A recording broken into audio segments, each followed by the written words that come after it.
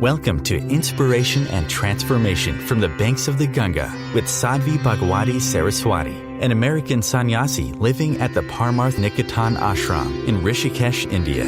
Sadhvi is president of the Divine Shakti Foundation, a charitable organization bringing education, vocational training, upliftment, and empowerment programs to women and children. Sadhvi is also Secretary General of the Global Interfaith Wash Alliance and Director of the world-famous International Yoga Festival. Join the musings of an American sannyasi as Sadhvi shares the wisdom and teachings of her guru, His Holiness Pujya Swami Chidanand Saraswati Ji. Welcome everyone to Inspiration and Transformation from the holy banks of the sacred Ganga River in the land of Rishikesh, India. When Pujya Swamiji says, when you talk to God, it's prayer. When God speaks to you, it's meditation. So you smile for the Buddha, it's prayer. He smiles back at you. That's meditation. That's grace. And that's what always happens.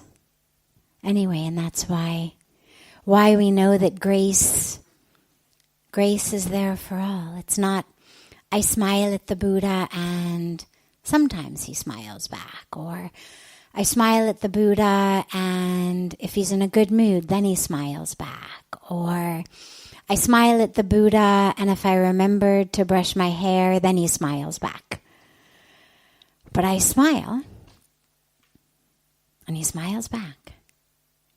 And that smile is the best gift. And it's such a beautiful, beautiful teaching that is the gift. You know, so frequently we go to God, we embark on a spiritual path, a spiritual practice to get something out of it. Especially these days with so much of the New Age community talking about, the gains you get from meditation. So if you become a good meditator, you will be able to become like a magnet for money. You'll become like a magnet for success. You'll become like a magnet for, all of the name and the fame and the glory and whatever you want. And it makes us forget that that's actually not what prayer was intended for. That's not the end goal of our spiritual practice or our spiritual path. That yes, we get what we want. Yes, we become like a magnet for good things, absolutely. But it's only the New Age and slightly shallow vision that makes us think that good things and rewards and all that we want are money, or that all that we want is material success, or that all that we want is to, become the highest person in the company or to get name and fame. Yeah, when we pray, it connects us to grace. When we pray, it connects us to all of the goodness. We smile at the Buddha smiles back. And in that smile, all of that comes. But when all of that comes, money, that level of success, that name, that fame, these are not things that we even desire anymore. The sheer longing for that shows us that we haven't yet experienced the smile of the Buddha. Because when we have, as your song says, that becomes the best gift. It's not like, mom is smiling, therefore maybe I'll get an ice cream after dinner. Or mom is smiling, therefore maybe she'll let me have an extra cookie. That smile, sometimes when we see it on the face of a parent, a teacher, an employer, we think, oh, good, they're happy with me. Therefore, maybe I will get something. Boss is smiling, maybe I'll get a raise. Teacher smiling, maybe we'll get, extra free time. Or maybe that's because I got a good grade on my test. But when the Buddha smiles, that smile is the gift. We're never thinking, oh, God is smiling at me. Great, maybe I'm gonna, make a lot of money this year. That smile of God is the gift. And in that gift, nothing else matters. That is all of what we're longing for. There's a wonderful story that actually Puja Swamiji told me when I had been here. It was probably the first teaching story he told me.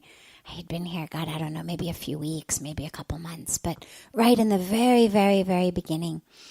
And the story goes that there was a king who was a very, very powerful king. And the king went off to do what kings in those days did, which was to capture more land. The kings would go off for months or years on end to the neighboring lands to expand their kingdom, to try to, capture neighboring lands. And this king had many, many wives back home.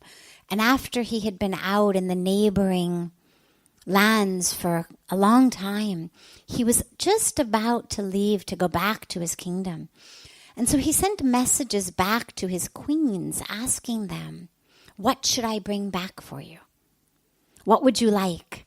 Because, they'd come back and they'd bring back silks or gems or, all sorts of things from foreign lands. And the king got all of these lists back from his wives. Bring me this, bring me that, bring me these fabrics, bring me these gems, bring me this food, bring me whatever queens at that time longed for from foreign lands. And one queen sends back a piece of paper that just has number 1 written on it. And the king, like many kings in these stories, was a good man, but simple intellectually. He was not very, very deep. And so he gets this note with number 1, and he says to his advisor, minister, he says, she's not very smart. He says, I always knew she was not, very, very smart. Number 1. What does 1 mean? I asked for a list of things. What does 1 mean? But his advisor was very wise. And the advisor says, no, that number 1 means you are my number 1. And what this queen is saying is, you are number 1. She doesn't want all of those other things. There's no list from this queen. Just you.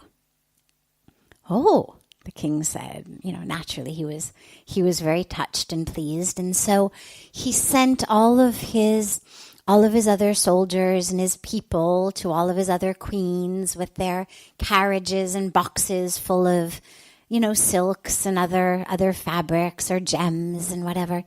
And he personally went to this one queen. And as Puja Swamiji told me the story, he said, and of course, naturally, wherever the king goes, everything goes with him. I mean, yeah, a few boxes may go here, a few carriages may go there, but wherever the king goes, obviously, all of the soldiers, all of his people, all of the goods, everything goes with the king. Nobody's going to say to the king, oh yeah, okay, no problem, you go there, we'll be waiting for you back at the palace. Obviously, wherever the king is, king ke piche, piche, piche, sab kuch jate. Everything is there with the king. And so when what we want is only God, which of course is what the moral, the teaching, the metaphor of the story is. When what we want is only God, when what we long for is only God, naturally with God's presence, everything else comes. Like the king. When in that smile is everything, then yeah, everything is there. We lose when we think that somehow through my prayer or through my meditation or through my spiritual practice, I'm going to get this or get that or get this. Yeah, sometimes we get it. Mantras are very powerful. Siddhis come. The path is powerful. But in getting those things, we've made ourselves like the queens who wanted just fabrics and gems instead of the actual presence of the king. So yeah, they get their fabrics, they get their gems, they get their silks, but they're left without the presence. And in that presence is where the real magic happens. So I usually don't begin satsang with a lecture. It's usually just questions, but I was so touched by your song that it inspired. You're listening to OTR-FM, part of the IOM radio network. Being a radio host on IOM FM allows you to build your show on a rich platform with the power of the internet to fulfill your outreach goals and connect with a very specialized and global online audience, unlimited by time and distance. OMTimes Radio will provide you with web relevance, a recognizable conscious brand, and with the standard of excellence that has accompanied every single Circle of Hearts Radio is a sanctuary on the airwaves. Join me, Grandmother Alaya, in the circle on Sunday 2 p.m. Eastern as I share information to both enlighten and nourish your soul. Hi, this is Christina Ricci with RAIN. Every 2 minutes, another American is sexually assaulted. If you or someone you know has been sexually assaulted, you are not alone. Help is just a call or click away through the National Sexual Assault Hotline.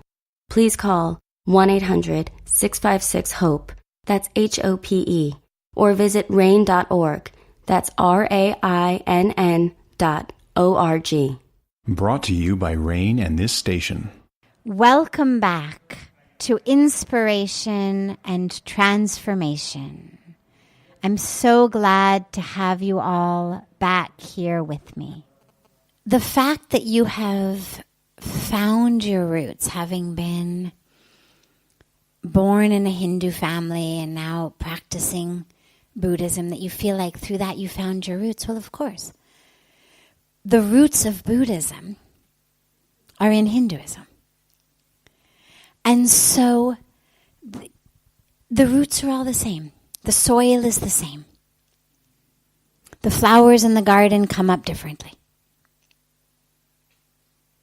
But it's all one. So don't worry about that. That's however you connect with your roots is what matters. And however you can grow highest is also what matters. In terms of this concept of emptiness, shunya.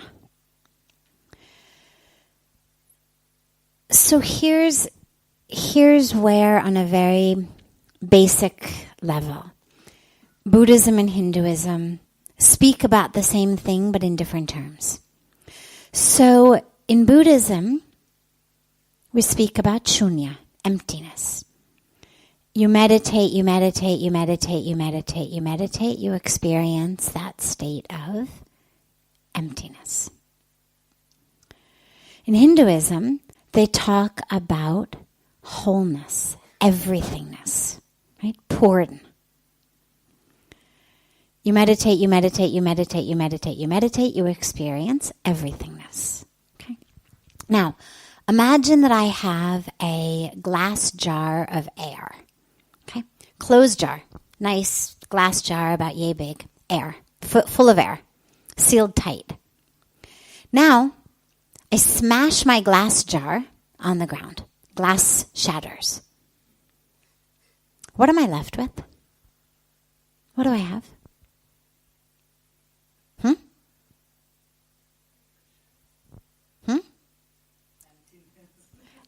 Nothing, right? I had a glass of air. Exactly. So emptiness, nothingness, as in previously I had a jar of air. Now I have nothing. My jar is broken. But the other way to look at it is where previously I had a jar of air, now I have air. So they're basically just simply two ways of describing the exact same phenomenon. The exact same phenomenon. I'm not that learned in the Buddhist tradition enough in terms of the aspects of the philosophy or the terminology that they use. But what I know is that there is, as you've also just mentioned, this emphasis on the emptiness. But it's an emptiness that's not the absence of something. See, typically when we think of silence, we think of it just as the absence of sound. Emptiness is the absence of that which was there. But it's actually not. Real silence on a spiritual level is full. It's just full of that which exists when the nonsense isn't there. It's full of that which exists when the jabbering that's constantly going on in our brains calms down, or the noise that's coming in from the world around us calms down. But it's a very full silence. And spiritual emptiness is also, ironically, fullness. If there's nothing but God, then when I'm all gone, when I'm over, I've entered that state of stillness. There's no more me. So yeah, you could describe it, as you've said the Buddhists do, as emptiness. But you also could describe it as fullness, because where half an hour ago I was feeling like this body, I was feeling like this mind, now I enter the state of emptiness. There's no longer body, mind. It's just become still. There's no longer me. But that emptiness is also very full. Because in that emptiness is everything. What there isn't any longer is a place where I end and the fullness begins. There's no distinction between me and the fullness. There's no separation. And so when we speak about Purna, when you look at, the mantra that we chant, Purnamada Purnamidam, Purnat Purnamudachyate, Purnasya Purnamadaya, Purnameva Vishishyate. What it means is, it's this exact teaching of the fullness that's infinite. So if God, by whatever name, whatever form, nameless, formless, it doesn't matter, however we conceive of that, even if we just conceive of it as Buddha nature, if it's not a supreme reality, but it's just a Buddha nature, well, that nature is infinite. That nature is expansive. Nirvana has no borders. You can't say, well, what's the latitude and longitude of nirvana? Where does it exist? Where does it end and the rest of the world begins? It's infinite. If that, the capital T, that, is infinite, And we, who have been created out of that, are reflections of that, manifestations of that, well, then we're also infinite, right? It's mathematics, 101. Infinity divided by 10 is infinity. Infinity divided by 7 billion is still infinity. Infinity divided by however many billions and billions of species have ever existed, still infinity. So in that is fullness, is infinity. And yeah, it can feel empty. It can feel like a void because it's a void of my identity with my ego. It's a void of who I think I am, how I think the world is, how I've always interacted. We know the world. Our only way of knowing the world is through our 5 senses. Right? I mean, I know you're there because I can see you. If I close my eyes and you don't make any noise and you don't have any smell about you, I don't have any way of knowing you exist. Unless you came up and you touched me, then I could feel you. But if I can't see you, I can't smell you, can't taste you, can't feel you, can't hear you, you obviously still exist. My inability to know you exist has no impact on your existence. But to me, there is now emptiness, right? You were here. Now you're no longer here. Now you are still here, of course. I just have no way of knowing you anymore. So this is how we know the world. All of the knowledge that we have is that which we've acquired through these 5 senses, which is fine, but it's obviously very limited. It limits us only to those things. And so when I experience a state in my spiritual practice in which I'm not seeing or smelling or feeling or touching or tasting,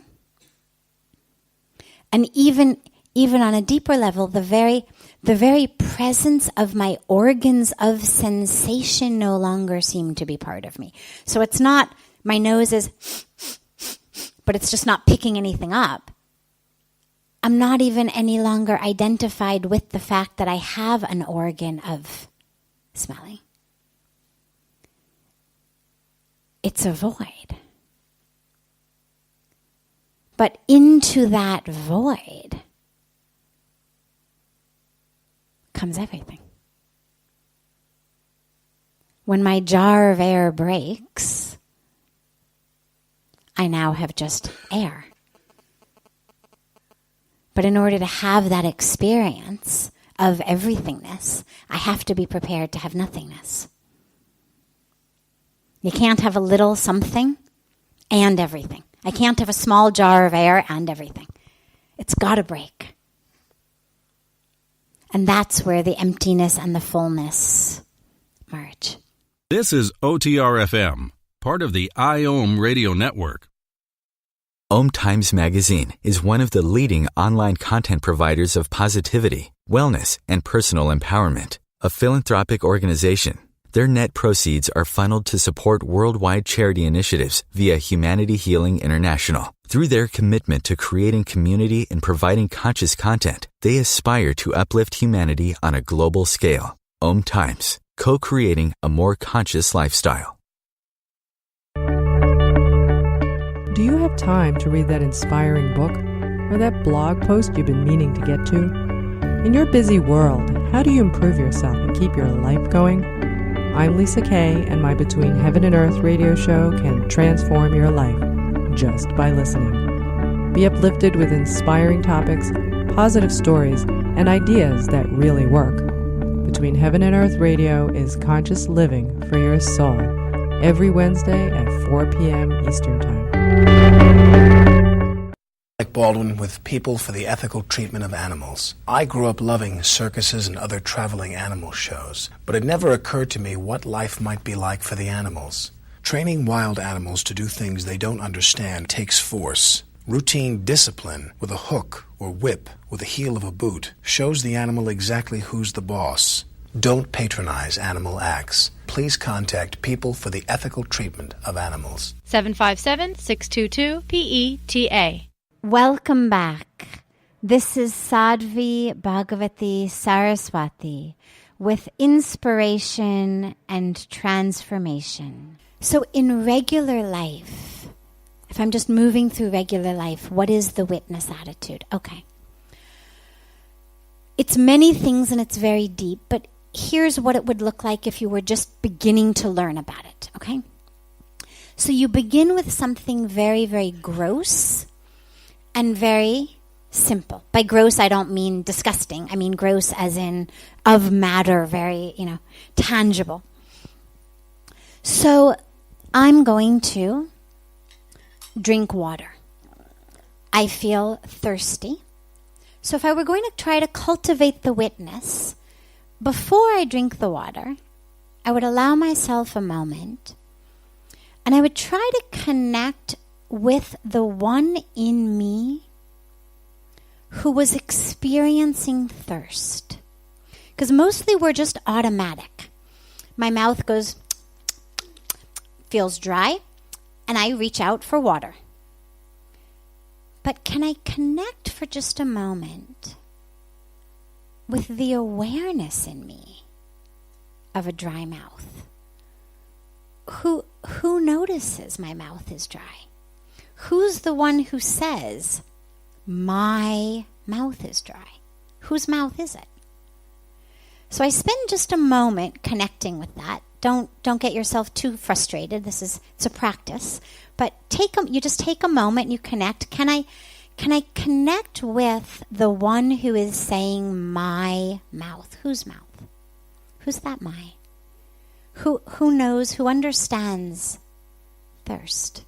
And then as I bring it up to my lips, if I could have talked with my mouth full, I would have done that. But if I had opened my mouth, the water would have all poured out. So I had to swallow and then tell you. But while the water is inside, before you swallow, again, can I connect with the part of me that is aware that there's water in my mouth? Can I connect with the part of me that is watching the water go down? Okay? You do that for a while. Do that on a very, very simple level for a while. Then, as you start to watch yourself do things, notice, okay, after I've had that sip of water, I'm no longer experiencing that same level of thirst. So can I be the one now aware of the fact that my thirst is satiated? Can I be aware of that? And if I can be aware of the fact that my thirst is satiated, now maybe I'm aware of a slight rumble in my stomach. It's almost dinner time. Okay, so can I witness that? Now this is, again, it's very, very gross level witnessing, but we begin here. Can I be aware of the rumble in my stomach? Because if I can do that, and I can really get good at that, I'm going to start to be aware of a different type of rumble. It's easy to be aware of the rumble in my stomach. But I'm going to start to cultivate an awareness of a different type of rumbling, which is a rumbling of emotion. And just as I may notice my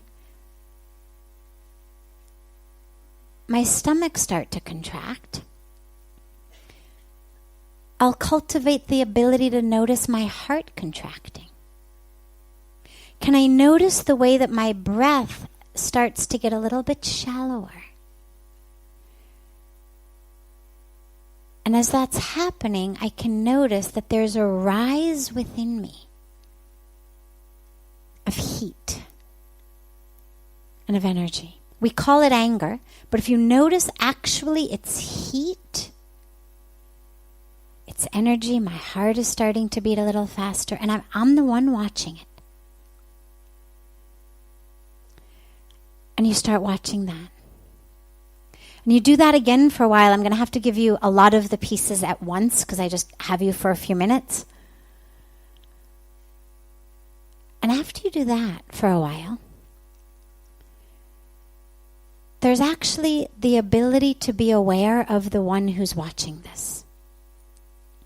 So right now, my only goal is to just be aware of who's noticing that there's thirst in my mouth, who's noticing that there's a rumble in my stomach, who's saying my mouth, who's saying my stomach, who's watching. But then there also becomes a place of who's the one asking that question?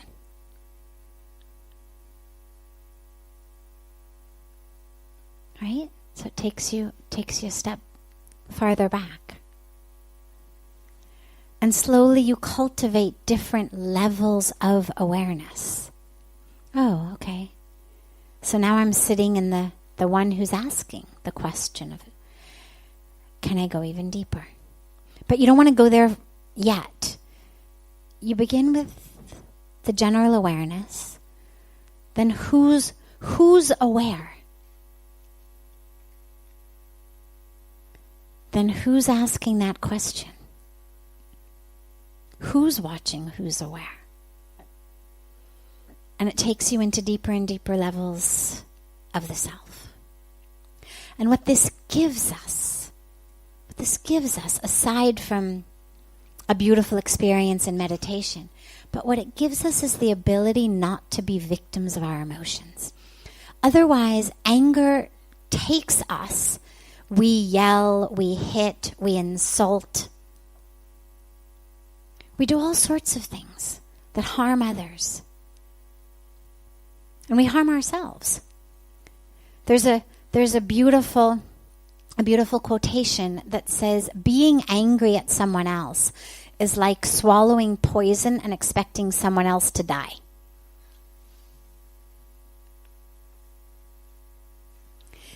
The anger that I feel for someone else is burning me first. That anger I experience, nobody injected it into me. I didn't catch it from the ether. I manufactured it inside me. On a consciousness level, we talk about watching it like a wave, but the truth is I'm manufacturing this inside me. Nobody's walked over and injected anger in me. All of that which I'm feeling, I've manufactured. I am the factory of that anger. Begins in my mind. It begins with a thought. How dare he? How dare she? Why not this? Why not that? But from the thought is like the boss of the factory. So the mind says, how dare he? How dare she? How dare you? Why not this? Why that? And then, like a factory line, the rest of the body starts responding. Oh, okay, we'll produce a lot of adrenaline. Okay, we'll make the heart beat really fast. Okay, we'll speed up the blood pressure. All like very obedient factory workers. And so all of that is part of what we call anger. But it's burning me. Long before I say something to you.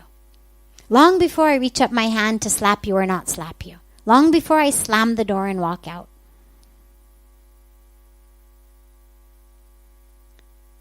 I'm the one being burned by it.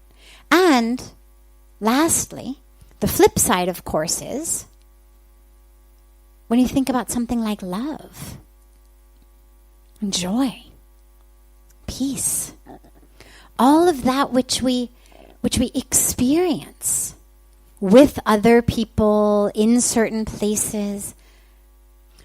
Well, in the same way that someone's actions or words may have been a trigger, they may have been the trigger for my anger manufacturing plant to start, but I've manufactured it inside. In the same way, someone else's presence, an experience, a sunset, whatever it may be, is a trigger for my internal love manufacturing plant, or my internal joy manufacturing plant, or my internal peace manufacturing. Because all of that is coming from within me. I may say, you are the reason I'm angry. Or, you are the reason I'm so happy, I'm so in love with you, oh my God, that's so great, you're here. But the truth is, that love is within me. You're the trigger of it. You've switched on my love manufacturing plant. But it's actually taking place inside me. And so this is where we have the key. We have the decision. What am I going to manufacture? And just like anger burns us before it burns someone else, the love I manufacture, the peace, the joy, long before I give love to someone else, long before I give a smile to someone else, I'm benefiting on the inside. I'm the first beneficiary of whatever my plant manufactures. So this is the decision we all have to make. This is OTR-FM, part of the IOM radio network. OMTimes magazine is one of the leading online content providers of positivity, wellness, and personal empowerment. A philanthropic organization, their net proceeds are funneled to support worldwide charity initiatives via Humanity Healing International. Through their commitment to creating community and providing conscious content, they aspire to uplift humanity on a global scale. OMTimes, co-creating a more conscious lifestyle. Do you have time to read that inspiring book or that blog post you've been meaning to get to? In your busy world, how do you improve yourself and keep your life going? I'm Lisa Kay, and my Between Heaven and Earth radio show can transform your life just by listening. Be uplifted with inspiring topics, positive stories, and ideas that really work. Between Heaven and Earth Radio is conscious living for your soul, every Wednesday at 4 p.m. Eastern Time. Like Baldwin with People for the Ethical Treatment of Animals. I grew up loving circuses and other traveling animal shows, but it never occurred to me what life might be like for the animals.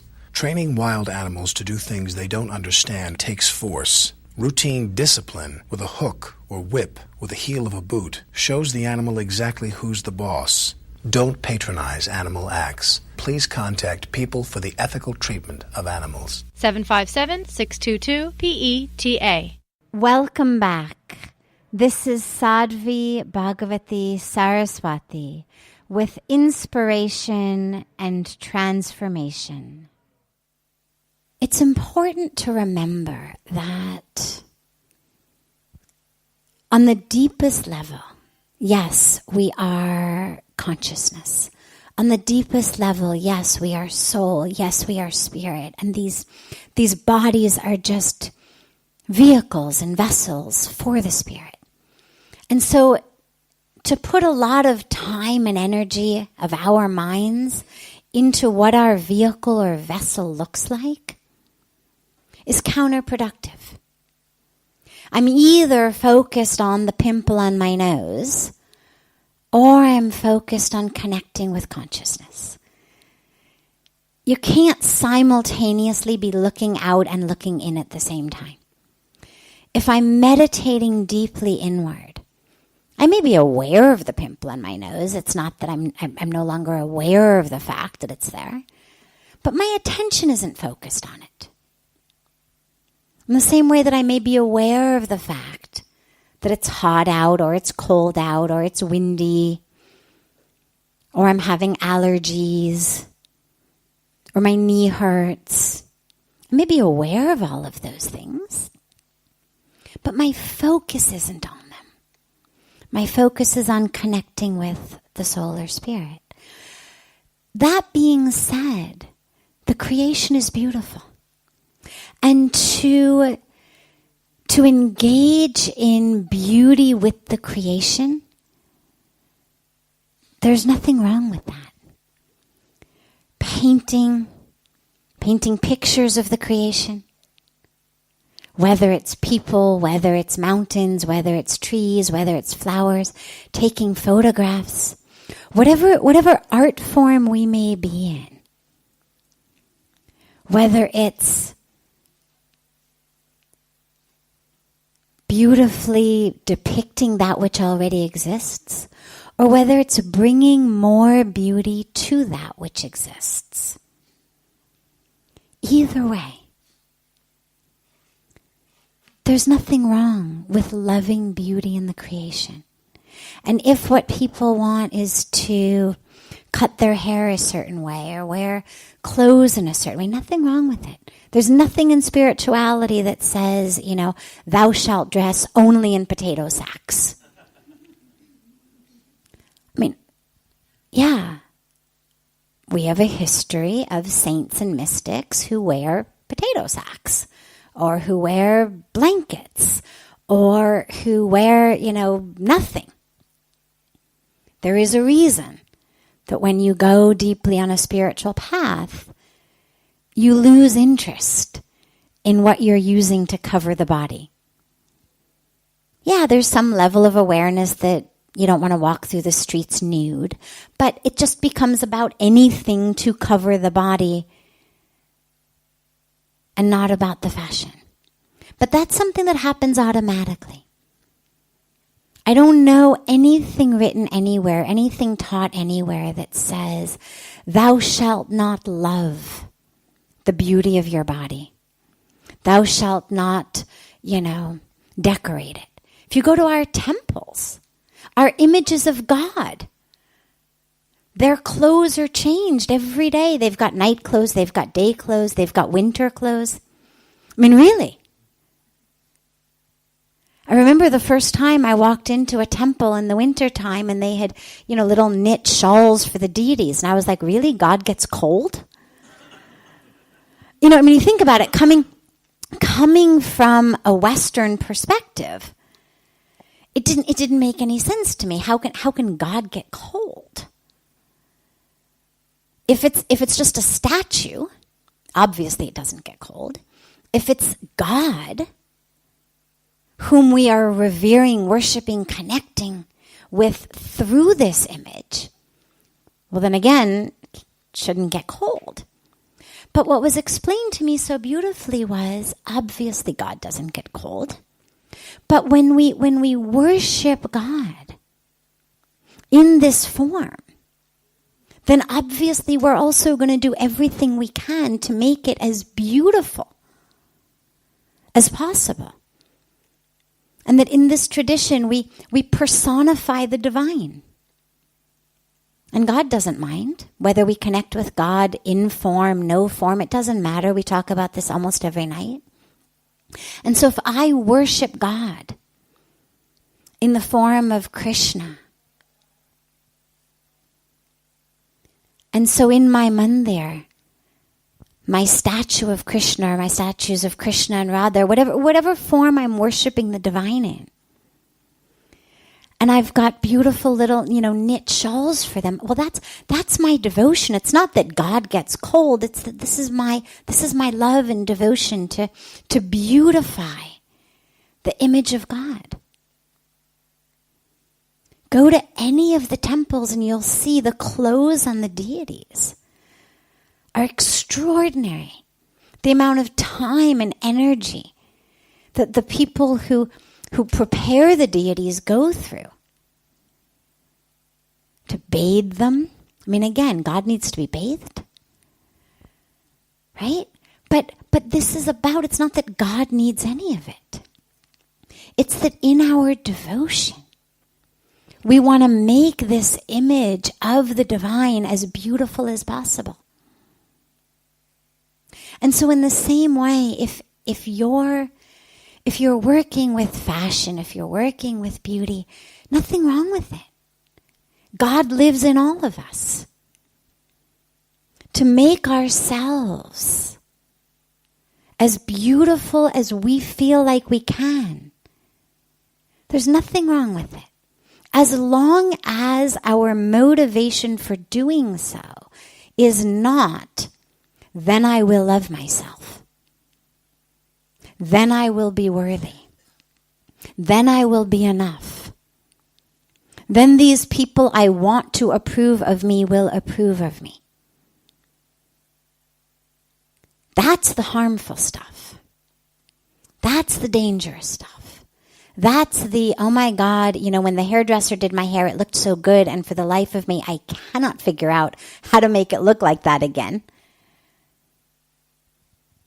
I wish I hadn't gone to sleep. I wish I hadn't had a shower, because there is no way now that I can make my hair look like it looked yesterday. Yesterday I felt beautiful. Today I feel ugly. Yesterday I felt worthy. Today I feel unworthy. So I'm going to spend 2 hours berating myself in the bathroom with a blow dryer and a brush and a mirror and spray and gel and whatnot until I feel okay. That's dangerous. Because what that's saying is not, let me beautify this body, which is a vehicle and a vessel for the divine. But until and unless this vehicle is beautiful, it isn't divine. And those are two very different things.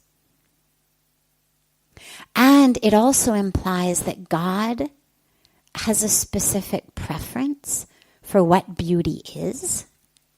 That God prefers certain skin tones, God prefers certain hair colors, God prefers, complexions that don't have pimples on their nose to complexions that do have pimples on their nose. And again, there's nothing I've read that says, thou shalt be beautiful and pimple-free. Nowhere. In the aim for beauty, it's to celebrate the beauty of the creation. We decorate God in the temples because God is beautiful. We decorate ourselves because we are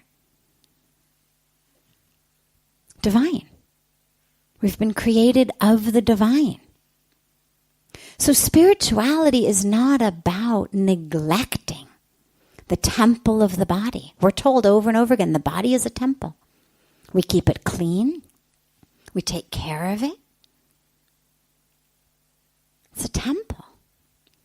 Now, that doesn't mean I need to use lipstick and eyeshadow and hairspray to be beautiful. We all have different ways of doing it. In the same way that there's different temples who dress their deities in different ways. Nothing better, nothing worse. But the point being that being engaged in fashion, being engaged in beauty, there's nothing wrong with it. If people want to beautify their vessels and their vehicles, why not be an agent of that? Sure. As long as you don't perpetuate the myth that through what you're doing to their hair, through the clothes you're giving them, that you are increasing their worth. That you're turning someone who's not enough into someone who's enough. That you're turning someone who should be embarrassed to walk out like that into someone who can feel proud to walk out like that. Our pride comes from the fact that we're divine, that we're whole, that we're complete. It's a pride not of ego, it's a pride of being a reflection of that which is perfect. And yeah, if I want to put sparkles and glitter on the perfection to remind myself that I'm sparkly and glittery because I'm divine, why not? And so if you've got this opportunity, actually, it's a very special opportunity, because what you're going to get is people sitting in your chair who feel like they're not enough, who feel like they're not worthy. And you actually have the opportunity, while giving them what they've come in for, with their hair, with their fashion, a teaching. Yeah, okay, you want it straight, I'll straighten it. You want it curly, I'll curl it. You want it longer, we'll put extensions. You want it shorter, I'll cut it. But while they're in your chair, they're yours. Really. And if the goal is to touch and to teach people, well, get them however you can. Whatever your soapbox may be. If you've got something to teach and something to share, you don't have to sit on a cushion on a stage and wait for people to come. If you've already got an avenue to share something with people, share it. Whether you're cutting their hair, whether you're dressing their bodies, whatever you may be doing, use that as an opportunity to help them feel beautiful about themselves long before their haircut is done, long before their clothes have been changed. And that's a special opportunity. So no, I wouldn't worry about changing professions. Sure, if something else lands in your lap and you decide that you love it even more than what you're doing, change. But there's nothing short of violence, corruption, environmental destruction that's an unspiritual career. You can use pretty much any career as a way to further your own path and as a way to connect with others. You can do it as a waiter or a waitress, engaged in dialogue with people you're serving, even just bringing smiles to people. I mean, literally, you can do it as anything. The scriptures are full of stories of, even low caste, low class workers, cobblers, who were great expounders of the Vedas. And you could say, well, God, people are just going to him to get their shoes fixed. Isn't that sort of a materialistic type of thing? But he wasn't just fixing their shoes. He was fixing themselves. Not just sewing their shoes back together, but literally helping them sew themselves back together. So whatever you've got, use it. Use it as a way to reach out and to connect and to teach and to touch, because that's much more effective than standing on a soapbox on a street corner where nobody listens to you. At least as somebody doing hair and clothes, you've got them. You've got a captive audience. You may not be able to impact everyone, but slowly, slowly, slowly the ripples will go. And as we all know, the greatest way, fastest way and the greatest way to become beautiful is to smile. It's a wonderful expression that says, smile. It improves your face value. And so if you can make them smile deeply from within in a way that makes their eyes light up, they're going to look more beautiful. They're going to feel more beautiful, regardless of the hair. So you've actually even done what they've come to you for, and more. This brings to a close this hour of inspiration and transformation. Thank you so much for joining me. I'm so glad to be together with you all each week.